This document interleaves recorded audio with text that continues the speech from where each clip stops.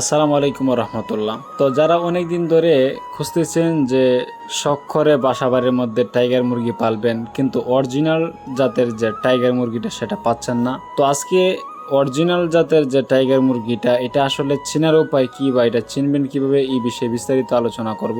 তো যারা আমার এই ভিডিওটি দেখতেছেন অবশ্যই আপনারা ভিডিওর শেষ পর্যন্ত দেখবেন এবং আমার খামার বাড়ি টিভি চ্যানেলটিকে সাবস্ক্রাইব করে সাথে থাকবেন। ধন্যবাদ। তো আজকে যে বিষয়টা আলোচনা করব, অরিজিনাল টাইগার মুরগ কোথায় পাবেন।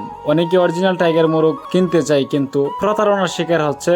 অরিজিনাল টাইগার বলে কালার বাট, সোনালী, অন্যান্য মুরগ ধরাই দিয়ে হাতে। বিশেষ করে প্রতারকদের হাত থেকে বাঁচার জন্য আপনি যদি টাইগার মুরগটা না চিনেন তাহলে আপনি অরিজিনাল টাইগার মুরগটা কখনোই আনতে পারবেন না। এখন প্রতারকের হাত থেকে বাঁচার জন্য আপনি যেটা চিনবেন, টাইগার মুরগটা যেভাবে অরিজিনাল বুঝবেন, টাইগার মুরগটা অরিজিনালটা সাধারণত একটা মাল্টি কালারে হয়ে থাকে, 7-8টা কালার সাধারণত হয়। অর্থাৎ ভালোভাবে বলতে গেলে সাধারণত দেশি মুরগের যে কালারটা হয় বা দেশি মুরগের কালার হয়ে থাকে, কালারটা অত্যন্ত চমৎকার হয়ে থাকে, 7-8টা কালার হয়।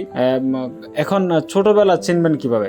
ছোট থাকতে, বাচ্চা থাকতে তো আর আপনি চিনবেন না। সেই ক্ষেত্রে আমি বলবো, আপনি যদি কখনো কারো কাছ থেকে বাচ্চা নিতে চান তাহলে আপনি অরিজিনালটা যাচাই করার জন্য আপনি সরাসরি খামারে চলে যাবেন। খামারে গিয়ে প্যারেন্টস দেখে, অর্থাৎ যেই মুরগগুলো ডিম দেয় বা যেই মুরগি থেকে বাচ্চা উৎপাদন করায়, যেই মুরগি থেকে তারা বাচ্চাগুলো বের করে, ওই মুরগিগুলো দেখে বা মুরগগুলো দেখে আপনি সরাসরি খামার থেকে দেখে আনাটা আমি মনে করি ভালো। তাহলে অরিজিনালটা আপনি যাচাই করতে পারবেন।